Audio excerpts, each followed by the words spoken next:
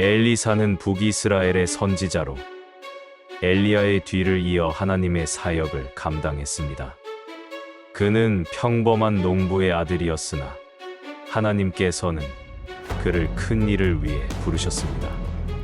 엘리야가 호렙산에서 하나님의 음성을 듣고 아람과 이스라엘의 왕들 그리고 자신의 뒤를 이을 선지자로 엘리사를 기름 부으라는 명령을 받았을 때 엘리사의 삶은 완전히 변화되었습니다. 엘리야가 엘리사를 처음 만난 곳은 밭에서 쟁기질을 하고 있던 현장이었습니다. 엘리사는 12겨리 소를 앞세우고 그 12번째 겨리 소와 함께 밭을 갈고 있었습니다. 엘리야는 엘리사 곁으로 지나가면서 자신의 겉옷을 그에게 던졌습니다. 이것은 엘리야의 사명을 엘리사에게 계승한다는 상징적인 행위였습니다.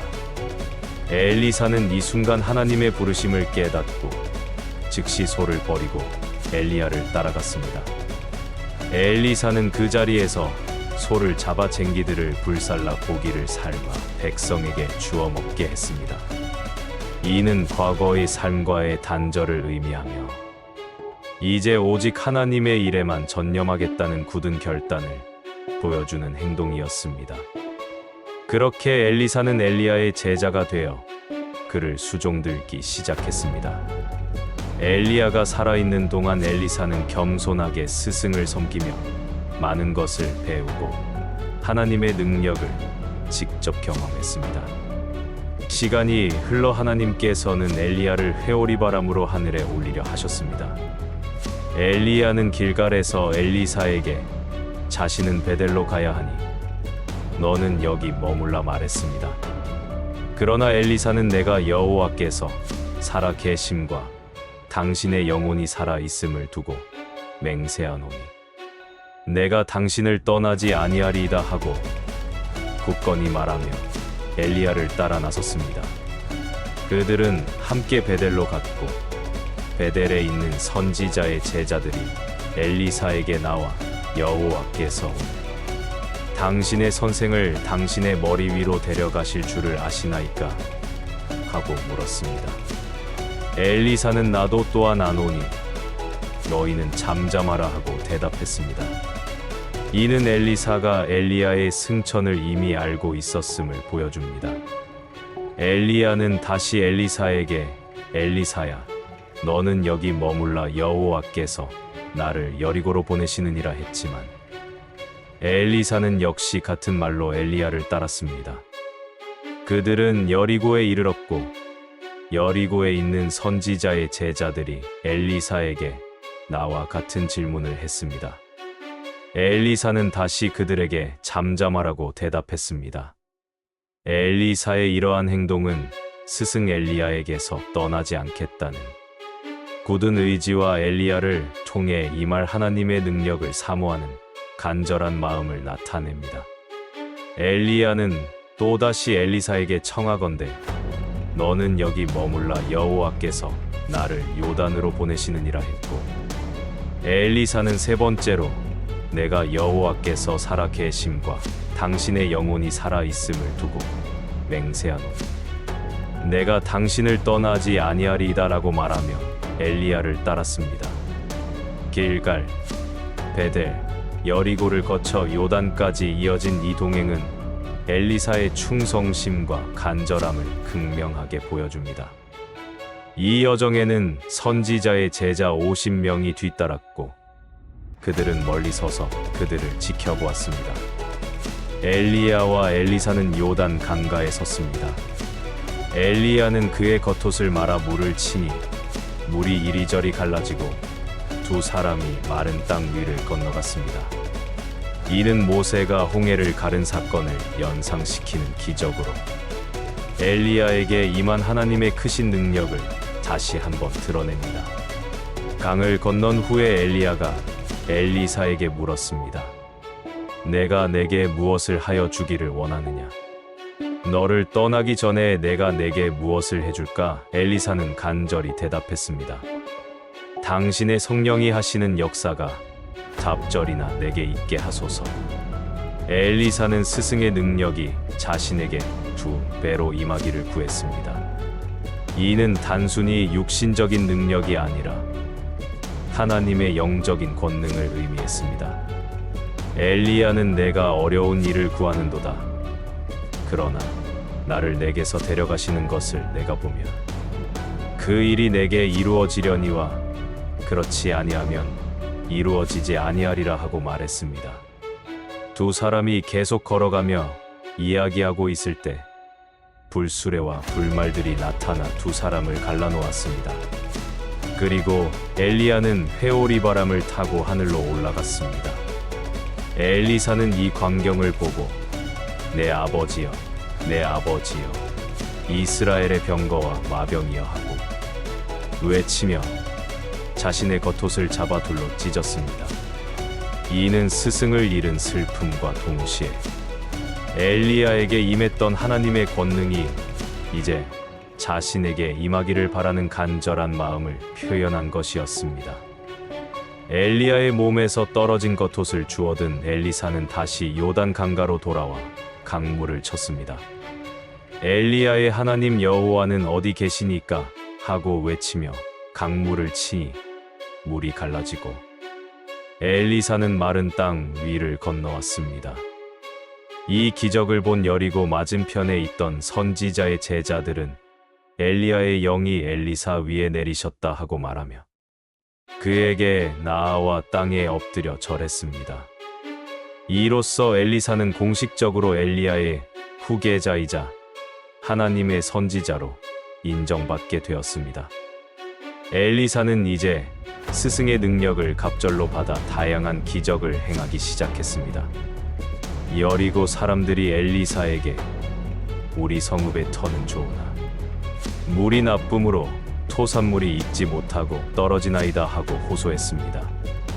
엘리사는 새 그릇에 소금을 담아오라 하여 물의 근원으로 나아가 소금을 그 가운데 던지며 여호와의 말씀이 내가 이 물을 고쳤으니 이로부터 다시는 죽음이나 열매 맺지 못함이 없을지니라 하고 말했습니다. 그러자 그 물이 고쳐져 오늘에 이르렀습니다. 이는 여리고의 오랜 문제를 해결한 첫 번째 큰 기적이었습니다. 그 후 엘리사가 베델로 올라가고 있을 때 어린 아이들이 성읍에서 나와 그를 조롱하며 대머리여 올라가라, 대머리여 올라가라 했습니다. 엘리사는 뒤로 돌이켜 그들을 보고 여호와의 이름으로 저주했습니다. 그러자 수풀에서 암곰 2마리가 나와 그 아이들 중 42명을 찢었습니다. 이 사건은 하나님의 선지자를 모욕하는 행위가 얼마나 엄중한 결과를 초래하는지 보여줍니다. 엘리사는 모압 왕과 이스라엘 왕, 유다 왕의 연합군이 에돔 길로 행하다가 물이 없어 고통받을 때 그들에게 하나님께서 물을 주실 것을 예언했습니다. 그는 그들에게 개천을 많이 파라고 지시했고 다음 날 아침에 물이 에돔으로부터 흘러와 땅을 채웠습니다. 이 물로 인해 연합군은 갈증을 해소하고 모압을 물리칠 수 있었습니다. 이 기적은 엘리사를 통해 하나님께서 베푸시는 구원의 능력을 보여주었습니다. 노한 엘리사는 한 선지자 생도의 아내가 비 때문에 두 아들을 종으로 팔 위기에 처했을 때 그녀를 도왔습니다. 엘리사는 그 여인에게 집에 있는 그릇을 빌려오고 그릇에 기름을 부으라 했습니다. 그녀가 오직 한 그릇에 기름만 있었지만 엘리사의 말씀대로 모든 그릇에 기름이 가득 차게 되었습니다. 이 기름을 팔아 빚을 갚고 남은 돈으로 가족이 살 수 있게 되었습니다. 이는 가난한 자들을 향한 하나님의 긍휼과 엘리사의 예언자적 권능을 드러낸 사건이었습니다. 두수넴에 사는 한 귀한 여인이 엘리사를 극진히 대접했습니다. 그 여인에게 아들이 없음을 안 엘리사는 다음 해 이맘때쯤 아들을 낳을 것이라고 예언했습니다. 엘리사의 말대로 여인은 아들을 낳았습니다. 그러나 얼마 후 그 아이가 갑자기 죽게 되었습니다. 절망에 빠진 여인은 엘리사를 찾아가 도움을 청했습니다. 엘리사는 게하시를 먼저 보내 아이 위에 지팡이를 놓게 했으나 아이는 살아나지 않았습니다. 엘리사 자신이 수넴으로 가서 아이의 시신 위에 엎드려 기도하자 아이가 다시 살아났습니다. 이 기적은 죽은 자를 살리는 하나님의 생명의 능력을 보여주었으며 엘리사의 사역에서 가장 극적인 사건 중 하나였습니다. 길갈에서는 보리 떡 20개와 채소 한 자루로 100명이 넘는 사람들을 배불리 먹이는 기적을 행했습니다. 흉년이 심하여 백성들이 먹을 것이 없을 때 한 사람이 보리 떡과 채소를 가져왔습니다. 엘리사는 그것을 백성에게 주어 먹게 하라고 했으나 그의 사환은 이것을 100명이 넘는 사람 앞에 두면 어찌 되겠습니까? 하고 의아해했습니다. 그러나 엘리사는 여호와의 말씀이 그들이 먹고 남으리라 했고 과연 그들이 먹고도 남았습니다. 이는 예수님께서 오병이어의 기적을 행하시기 훨씬 이전에 나타난 하나님의 풍성함을 보여주는 기적이었습니다. 아람 군대 장관 나아만은 큰 용사였으나 나병 환자였습니다.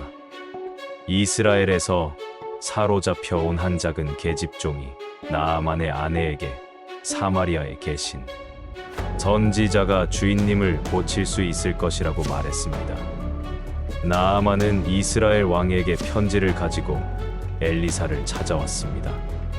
엘리사는 나아만에게 요단강에 가서 7번 몸을 씻으라고 지시했습니다.